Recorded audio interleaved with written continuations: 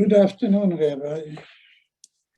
Okay, as it's our last session before Pesach, before we go any further, I just want to know, does anyone have any questions about Pesach or the Seder or Pesach products or selling homes? Any question that we can answer for people?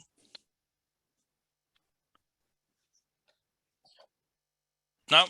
All right. That was easy. I've dispelled all doubts just by my presence. Okay. All right. So in that case,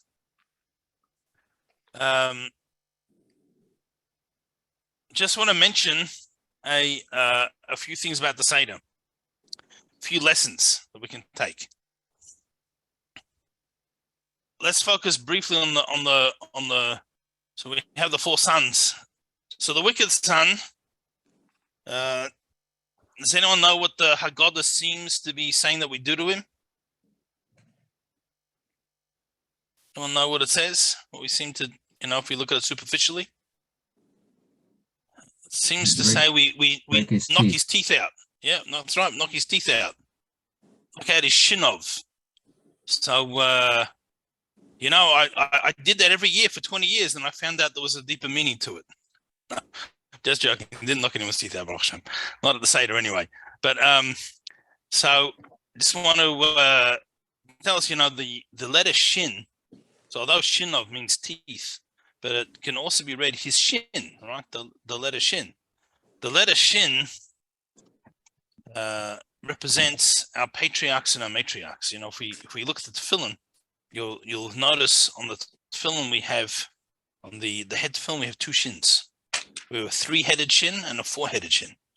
So the three-headed shin represents the three patriarchs, Avraham, Yitzchok, and Yaakov.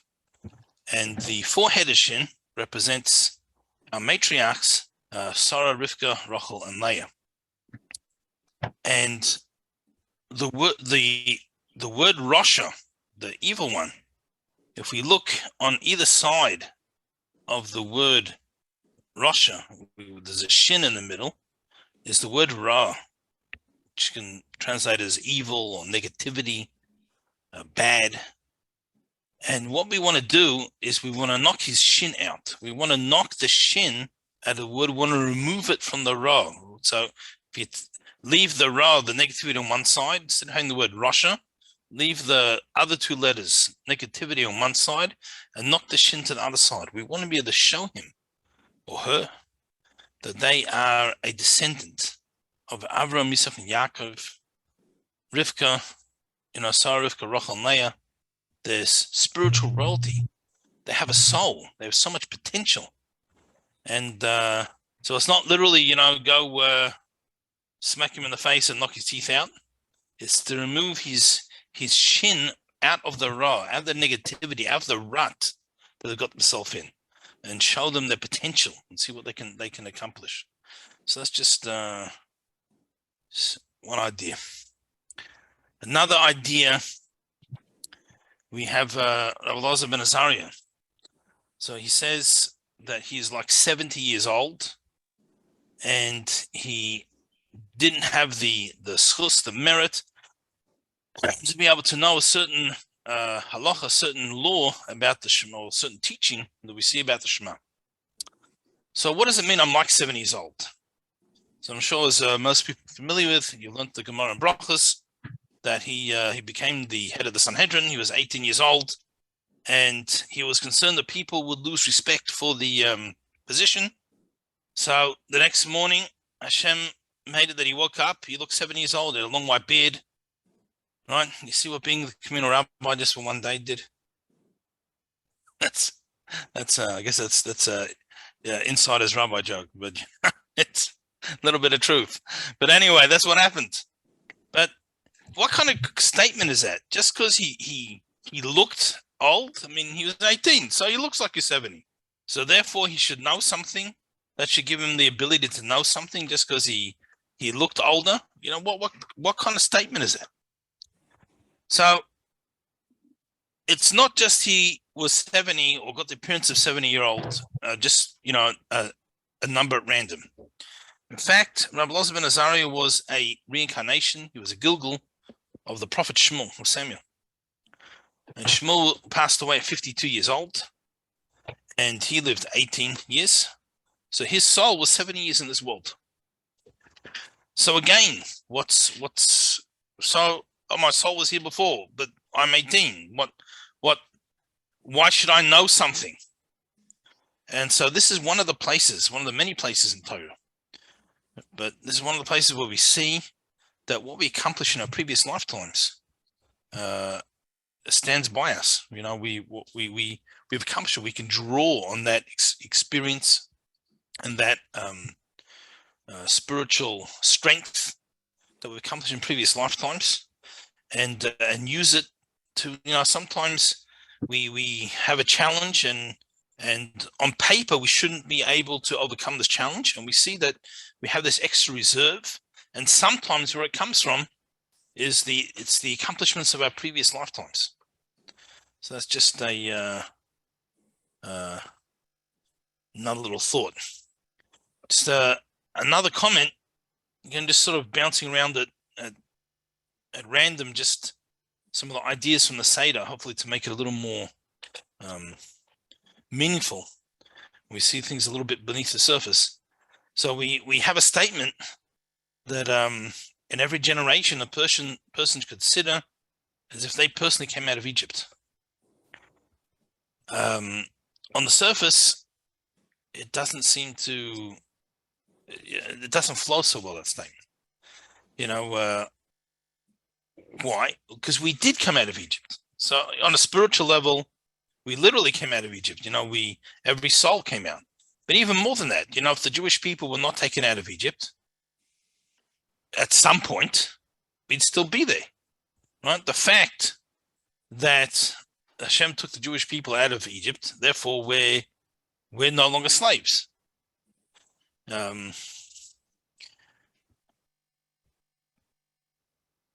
So we actually did come. What does it mean we should consider as if? So a person has to have a certain worldview of B'shvili Nivra Ha'olam. For my sake, the entire world was created. Now, we don't mean that in a matter of conceitedness. It means like this. For me to be alive and to exist as I exist needed so many things to happen exactly the way they did. Otherwise, history would be different. A person had to move from this town to that town. My great-great-great-grandfather to move from one town to exactly this town at that time. And that's where he met my great-great-great-grandmother. If these things didn't happen, I wouldn't be born. So many little decisions or little twists seemingly of fate or so many little things in history that all could they just been slightly different. It would have drastic different outcomes. But everything was created, so for me, at least the things that affect me. So I should be exactly who I am, when I am, and how I am. That's what I've been created for. No one is born by accident. The fact that we were born, and the fact that each day we're alive, means that we have something to offer. We have something. Hashem wants us to do something.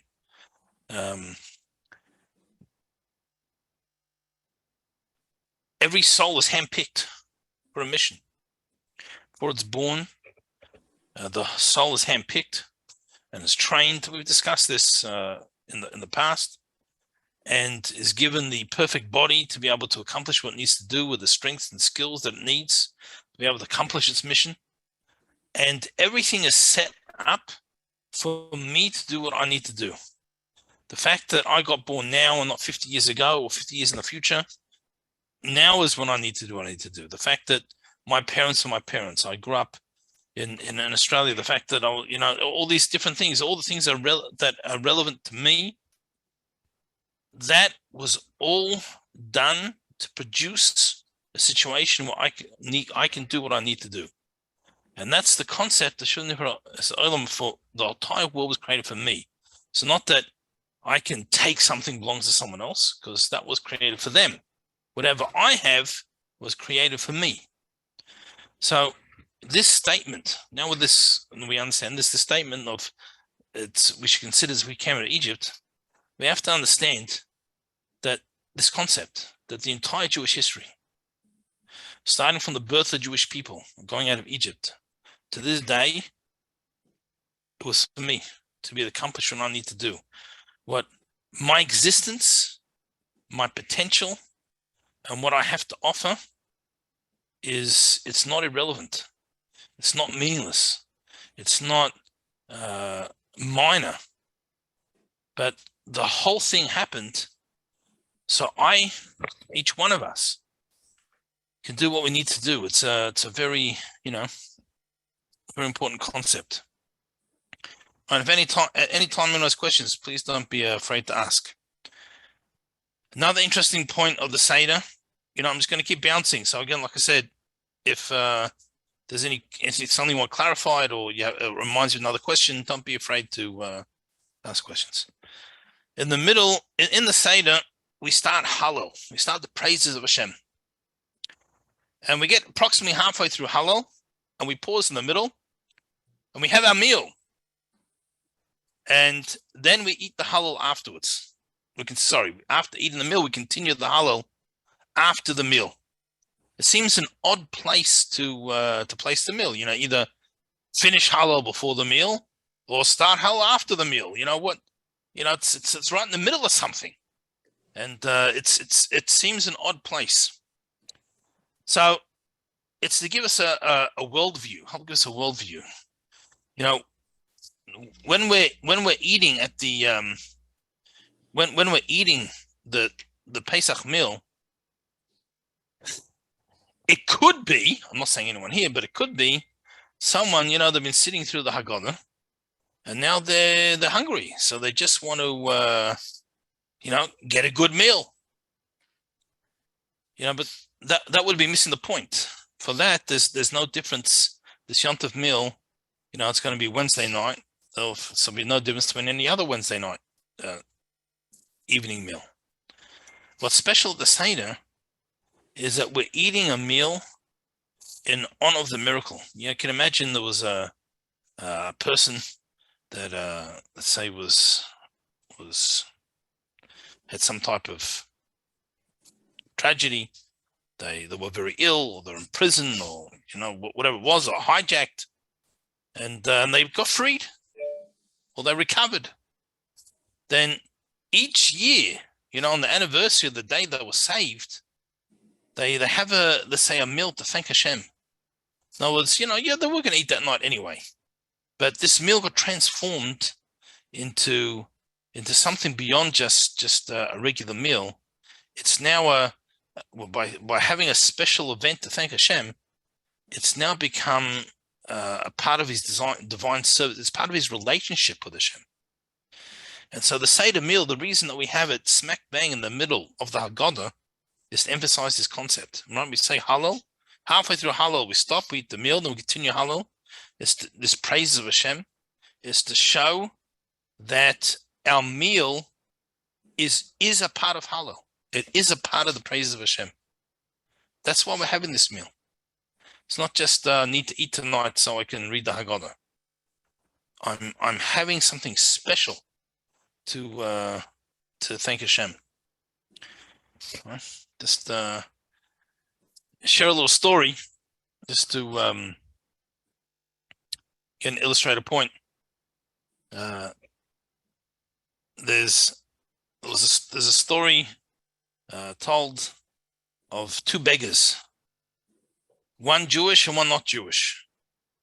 And we'll just call the Jewish one Yankel and the not Jewish one Bob, just to keep it simple. So Yankel and Bob formed a partnership. So every town they went to, Yankel would go to the Jewish charities, and after Bob went to the non-Jewish charities. Between them, one got a pillow, one got a blanket, one got some bread, one got margarine, whatever it was. Between them, they it worked well. And they had this partnership going for about 6 months. After this time period, they come to a town, and Yankel says to Bob, Bob, partnership's closed. He says, what do you mean? Did I offend you? Did we do something wrong? He says, no. He says, Bob, you don't understand. Tonight is Pesach. Tonight, every Jewish beggar is going to get invited to someone's house, and they are going to get a meal like you can't believe. So we're going to disguise you as a Jew, and we're going to go to someone's house for the Seder, and we're going to have something like you've never had in your life. So, wow, do they know they dress him up like a Jew? They go to shul, and they both get invited out by wealthy people, but as it happens, they get invited to different people's houses. So Bob starts to panic. He says, what am I meant to do? He says, don't worry about it. Many poor Jews haven't had a chance of education. You just tell them that you were poor, you never had a chance to go to learn Judaism. You just play it by ear, do what everyone else is doing. All right? So they're all walking together. Yankel goes into his host's house. Bob walks another block or so. He goes into his host's house, and the table is set. You can smell all the food on the hot plates, and the table's set like for royalty. And he's so excited. So the first thing they do, of course, they pour a glass of wine, they make kiddush, and they all drink it. And they tell him, Bob, or whatever he made up his name was, they tell them, you didn't lean to the left, you have to drink it again. He said, really? And he drank another 17 cups before he realized, until he actually leaned to the left. But anyway, then they say, okay, we're now going to eat karpas. Okay, he has no idea what it is. They take a little piece of vegetable, they dunk it in salt water, they hand it out. All right, seems a little odd, but hors d'oeuvres, fine. Then, we got the Manish Tana. Now, this guy had 17 sons, and each one of them said the Manish Tana with translation. And then they start reading the Hagadah. Now, for Bob, they might as well have been reading Chinese. He get no idea. And all the explanations they're giving are in Yiddish, and they're going on and on. Each of the sons has got pages of comments and insights that they learned at school, at yeshiva, and it's going on and on and on, hours, and his stomach is grumbling. And finally they say, okay, we're going to wash our hands to eat the matzah. Oh, Baruch Hashem. He said, off he goes, he wash, and they give him some matzah. He takes a few bites, and he says to them, I think you gave me the cardboard box by mistake. So anyway, he eats the matzah. Wasn't exactly what he had in mind. Then they tell him, okay, we're going to have marrow now. He again's got no idea what it is. He says, just give me double. I'm starving. So they give him a double portion of the horseradish, sticks in his mouth, and you can imagine the outcome, right? Needed more than 4 cups of water to put out the fire. Then they say it's kairech, a sandwich, because finally something decent. So they take a matzah, they start smearing it with the horseradish, with the marrow, and they give him and he jumps up and he storms out. And he thinks to himself, that Yankel, he's made a fool of me, he played a trick on me. Goes back to the house he went in, he bangs on the window, gets his attention, says, tell him, get out here. He says to him, you liar, you cheat, you fooled me. He says, what do you mean? So he tells him the whole story. So he says to him, you fool. They were just about to eat the meal. You sat through everything and you got up to the meal and you gave up right before the meal. Right? So Rav Nachman Bresler will tell the story that what happens is, unfortunately, there's this, in Jewish history, we've had a lot of ups and downs. So the ups are good, but the downs sometimes are difficult. And sometimes there's certain people, they say, I've had enough. But we're right before the meal. We're getting very close to the Messianic era and the conclusion of the point of all the history. And people shouldn't give up. People should now you sat through everything. Don't run out just before the meal. So it's just another thing to have in mind. Okay. It's another interesting part of the Seder. So we have various sages who says they're studying, they're in Bnei Brak, and they're discussing the going out of Egypt and discussing the whole night. And we're using them as a model of what it means to really discuss the Seder. Just as a side point to this, what we do see them do is they've essentially finished the Seder, and they're discussing afterwards, right? So when the adults want to discuss more in depth and have lots of questions and answers, best to sometimes do it at the end of the Seder after the kids, don't. Okay, we do have to bit of question and answer, and we have to give over something to the kids. But at the end of the day, they're still kids. There's a limit. So adults, we can keep going afterwards. But that's just a side point. So what happens is they're discussing the whole night until the students come and say, "Teachers, Rebbes, it's time to say Shema." So a few things here. Number one, what's pointed out is I'm sure there were many great people in Jewish history, and maybe even average people in Jewish history, who got really excited by the Seder, and they discussed it the whole night. Why are we focusing on these individuals? If we go through each of them, what we're going to find out is one was a Kohen, one was a Levi, one was descended from converts. And so what we see is, in fact, none of them were descendant from the slaves in Egypt, right? The tribe of Levi were not slaves. They were the priests at the time. They never went into they never actually served as slaves. So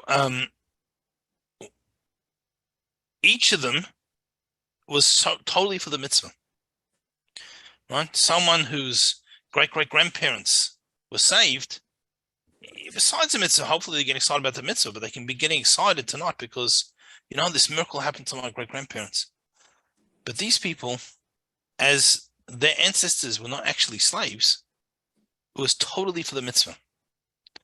And, sometimes doing things for the right reasons is even more important than doing the right thing. So that's point number one. Point number two, it seems odd that the students come and tell them it's time for Shema. Right? There's a few odd things. Number one is, it's a little disrespectful. Students don't tell their teachers what to do. You don't come tell your rabbi and say, it's you have to say Shema now. Number two is that, so what, it reached the time of Shema. We know we have a few hours to say the Shema. So if they came and told them it's the end of the time to say Shema, we understand that they're giving a reminder. It's there's 2 minutes left, and we've got to quickly say Shema. But if the time just began, what do you gain by telling them? So they'll say Shema in half an hour. What's the problem? Why interrupt the discussion? Doesn't seem to make sense. So obviously, it's not what happened on a simple level. We didn't have students. The students of these great people were great people in their own right. It wasn't these people came and said, rabbis, you need to say Shema now. It's a little bit deeper than this. So what happened, of course, as their teachers are discussing, the students are standing on the side and they're listening. And when they see these holy people who are discussing Hashem's miracles, and purely for the sake of the mitzvah, they have no ulterior motives, no familial motives, and the whole atmosphere is so inspiring, so uplifting, that they reached a very high spiritual level, the level called Yehuda Ilah. It's like a highest, it's like you can start to feel a tangible connection, relationship with Hashem. You really feel, we all know when to connect to Hashem, but often it's just on the intellectual level. We don't actually feel it. We don't feel a palpable love, or we don't feel an actual emotion or an actual connection. And these people got so caught up in the moment, they felt that connection. The teachers were so inspiring, they dragged them up to that level. And they came and said, we've reached the level of Shema. Right, he gives them a creation. We've reached the time of Shema. In other words, they had reached that high level that the Shema represents, that unity with Hashem. And so how does it help for us to know that? That's our goal. We're all going to have be part of a Seder, whether we're running the Seder or we're participants. But there's going to be people there, and we're going to be discussing. And we want to uplift ourselves. We want to uplift our children, our friends, our family. And so we need to. Okay. Any questions? Any thoughts? Anything wants clarified? Rabbi. Yes. That unification that you're talking about, there's a name for it in the secular world. It's called unified field theory. Everything comes together and there's an answer through this one force, Okay. Yeah, that's what I've heard. So they're catching up to us. Yeah.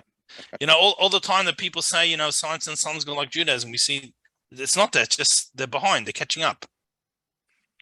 They're getting there. Anyway, if I don't think there's a class next week. So we wish everyone not only a wonderful week, more of a Shabbos, everyone should have a kosher and joyous Passover. It should just be uplifting, meaningful experience. And the Hashem should bless us all with happiness and good health and everything good. Amen. Take care. Rabbi. Thank you, You're welcome. Rabbi. Happy Pesach. Thank you. You too.